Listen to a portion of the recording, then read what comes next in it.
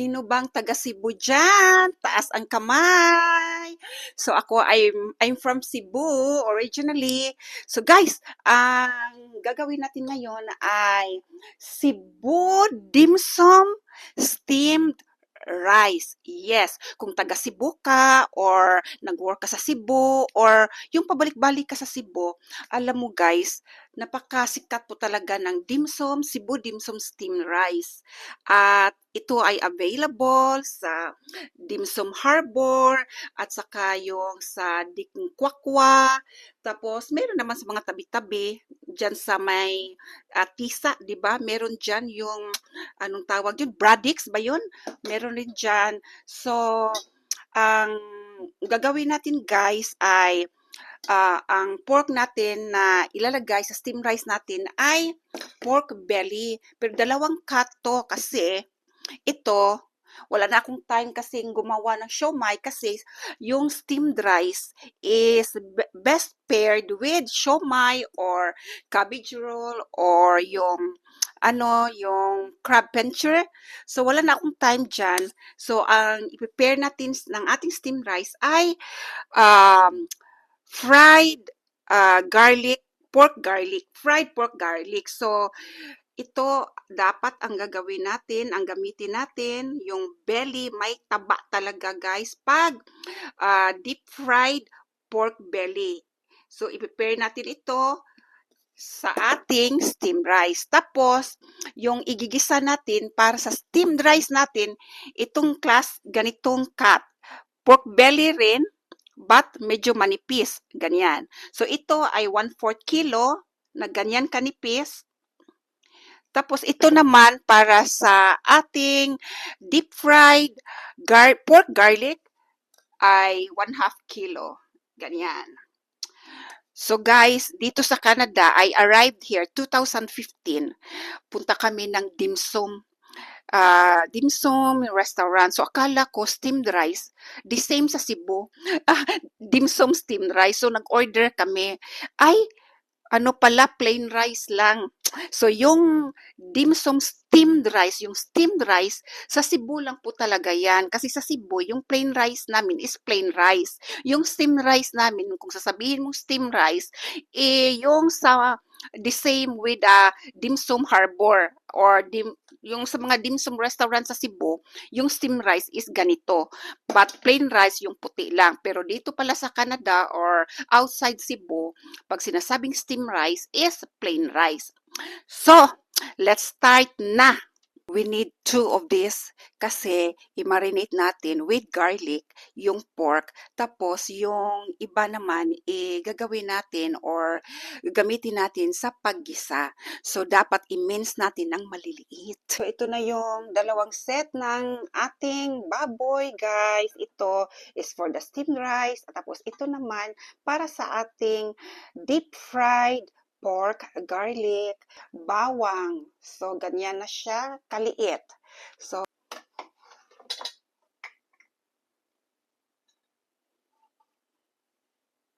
yan. Kahit ganyan lang. Panggisa. So, ito, panggisa na yan. Yan. Tapos, let's put our pepper. So, nasa soy sauce. Ganyan lang. Oyster sauce.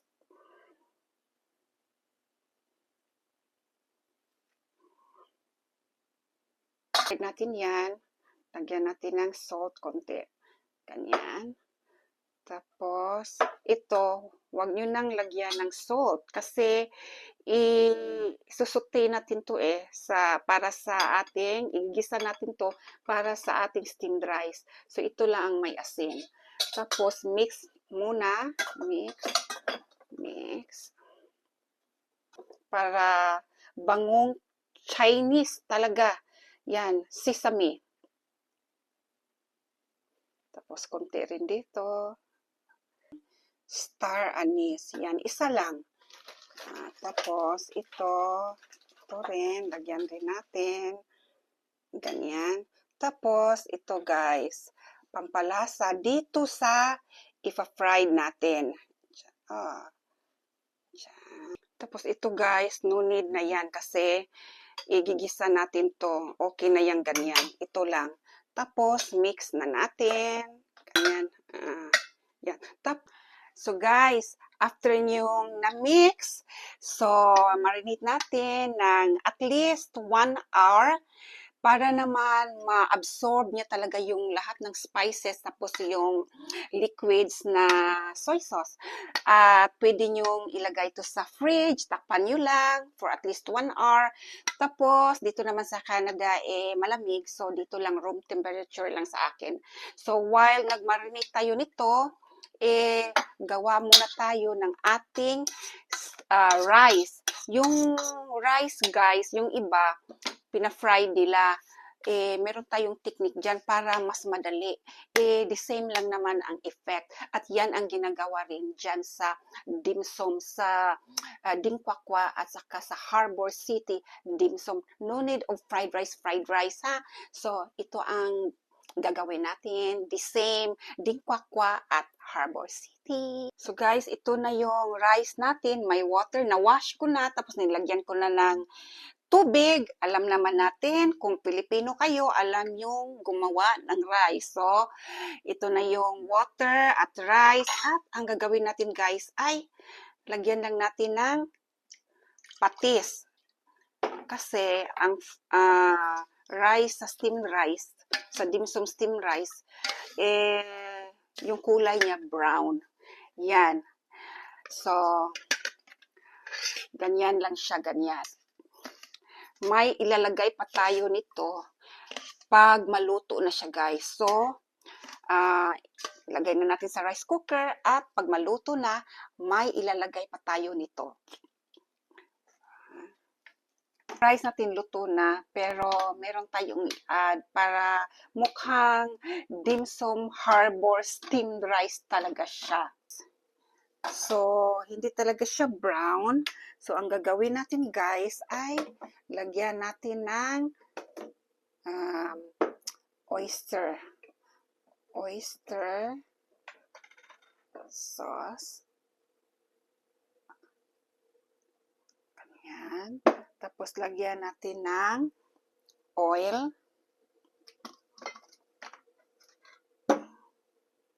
So, dapat pala guys, yung rice natin is jasmine rice. Kahit anong klaseng oil or ano lang, itong ginamit ko is coconut oil lang or vegetable oil. Tapos, lagyan natin ng konting, ito na naman, sesame oil. Yan, kasi para mabango. At mix natin guys. Mix na natin. So, pag mix na siya, ganito na siya guys. Tignan nyo. Tapos, huwag nyo munang i-off yung rice cooker at takpan natin ng mga 5 minutes para ano talaga siya, maluto siya. Tapos yung mga nilagay natin ma-absorb talaga sa rice. Luto na tayo ng ating steamed rice sauce. So, ang unahin natin ay mantika. Yes, oil. So, yan. And not so many. Panggisa lang guys. Ganyan lang. Panggisa. So, mainit na yung mantika natin. Onions first. Onions. Half itong onions ko. Half sa bulb. So, lagay na natin to. Ngayon, lagay natin ang ating garlic. Hindi lahat kasi ang rami. Siguro, ano lang, half of this.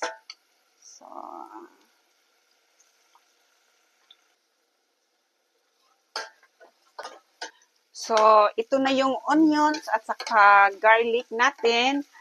Kung okay kayo sa shrimps, guys, pwede nyo nang ilagay ang shrimps dito. Pero, yung anak ko kasi, allergic sa shrimps. So, skip ko ang shrimps. Pero, sa dim sum talaga, sa Dingkwakwa at saka sa Harbor City, may shrimps po talaga. So, kahit maliliit na shrimps lang, mga 5 pieces, pwede na yon. So, kasi wala itong shrimps, diretso na ako sa ating itong na-marinate natin na pork belly, yung maliit, hindi yung malaki. Ganyan lang guys, ganyan ang hiwa. So kukunin natin itong anise, star anise, at i-fry na natin to. Or i-saute, not fry. There.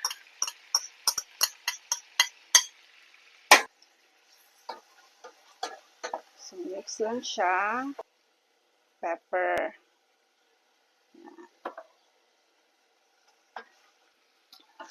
Yung iba, they fry the meat first before nila lagyan ng mga liquids para sa sauce. Pero sa Dingkwakwa at saka sa Harbor City, hindi siya fried guys eh. Saute lang talaga, ganito lang talaga. Tapos, lalagyan na natin ng liquid at timplahan na natin para maging steamed rice sauce. So, cover muna natin siya. Let it simmer for about a few minutes, like 3 minutes. Yan. So, after 2 to 3 minutes, lagyan na natin siya ng tubig. So, yan lang. Pampakulay, patis, oyster sauce, 1 tablespoon of oyster and 1 tablespoon of oyster sauce and soy sauce. Lagyan na natin ng salt. Tapos, huwag masyadong marami para hindi maalat. Tapos, ang ating Knorr chicken.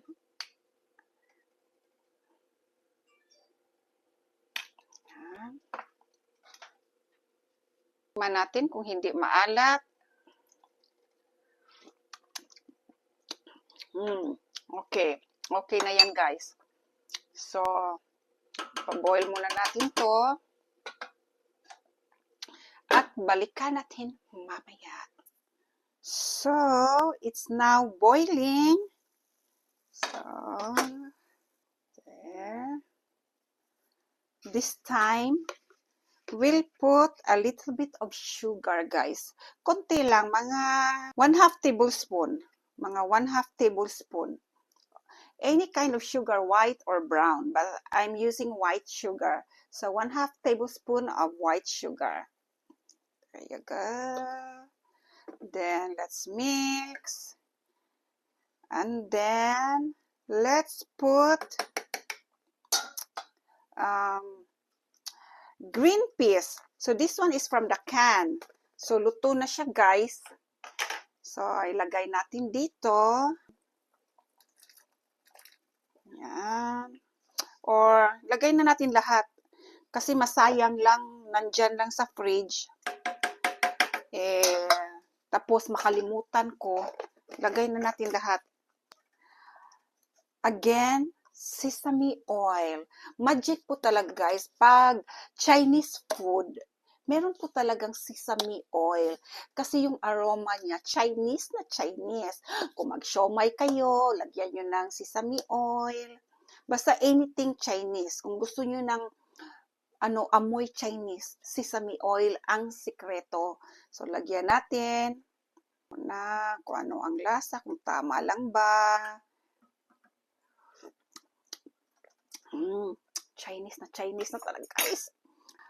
Ang ating cornstarch. So, 1 tablespoon of cornstarch ito. Yan. May tayo ng whisk. Tapos, lagay na natin ito.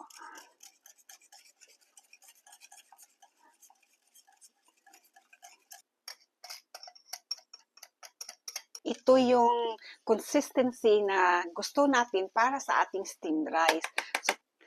So, yan.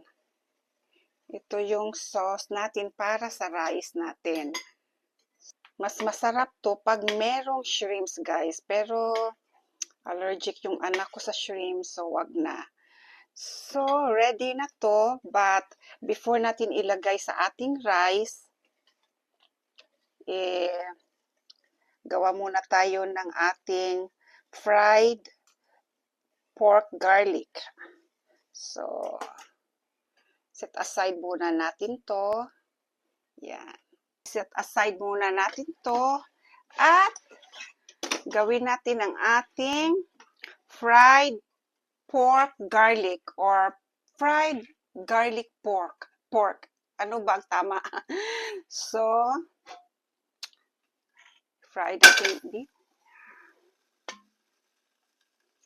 Ito, 2 tablespoons of flour and 1 tablespoon of cornstarch. So, 2:1.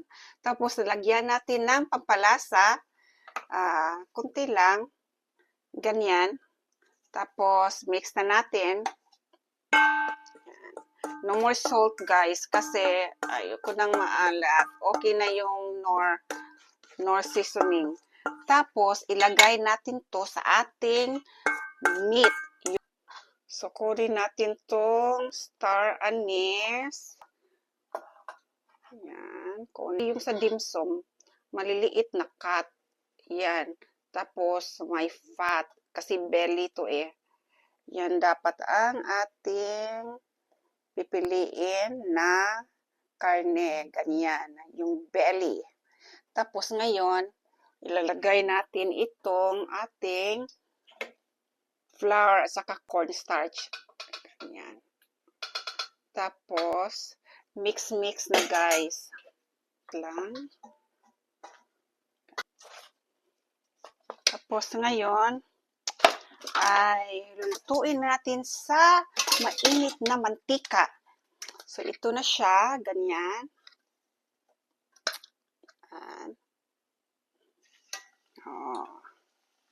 Dapat guys, yung mantika nyo ay mainit na talaga.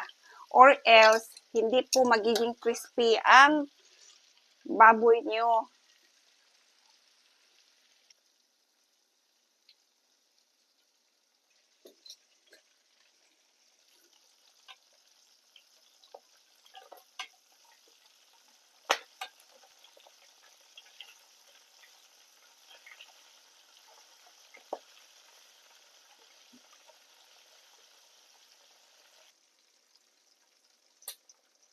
Tapos, lagay na lang natin sa may tissue para hindi siya masyadong oily.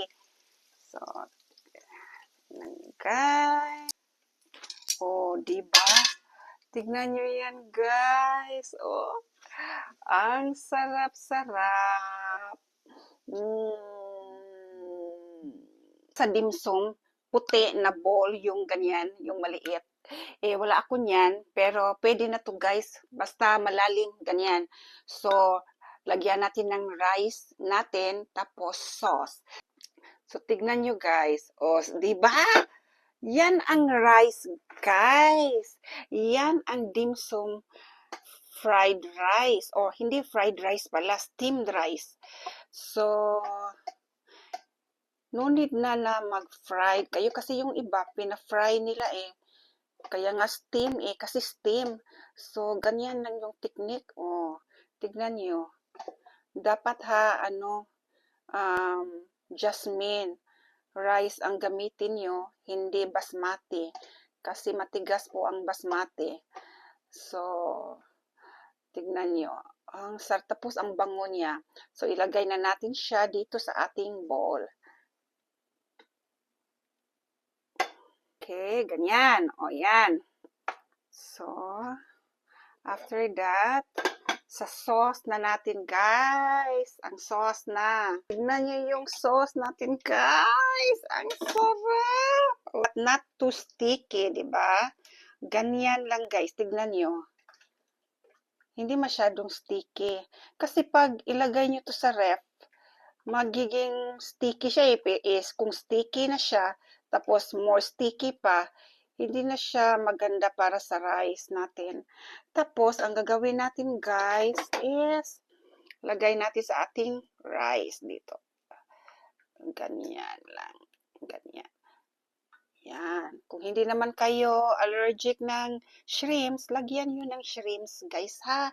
Para maging masarap. O, yan. O, diba? Oh. More pa, more pa. Oh. See that? Oh, dimsum na dimsum. Cebu dimsum talaga. Tapos, kuha tayo ng ating garlic pork. Oh, diba? Tignan nyo yan, guys. So crispy. Yan.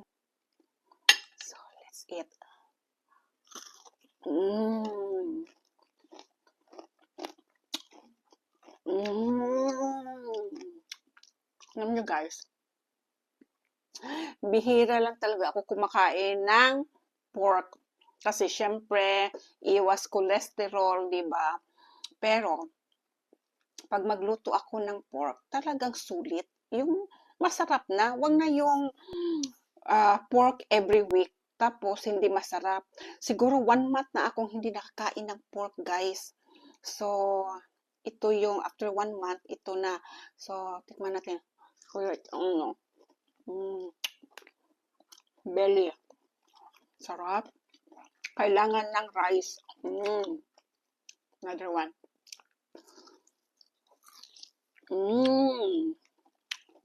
Sarap. Tapos, ang ating steam rice. See that? Para talagang, yung dimsum na dimsum talaga, yun, oh. Oh, that's it. Sarap ng baboy, garlic pork. Tikman na natin.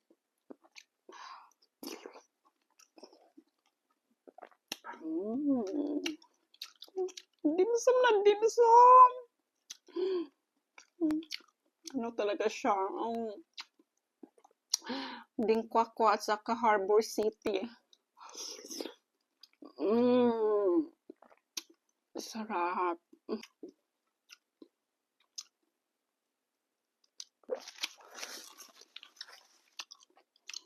Speechless.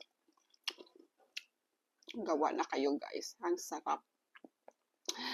Kuhang-kuha. Ito yung lasang Harbor City dimsum at dingkwakwa ng Cebu. So, until next time, guys, comment naman kayo dyan. Tapos, subscribe. Wala pang subscriber, wala pang views, walang comments. Comment naman kayo dyan. Guys, new channel tayo.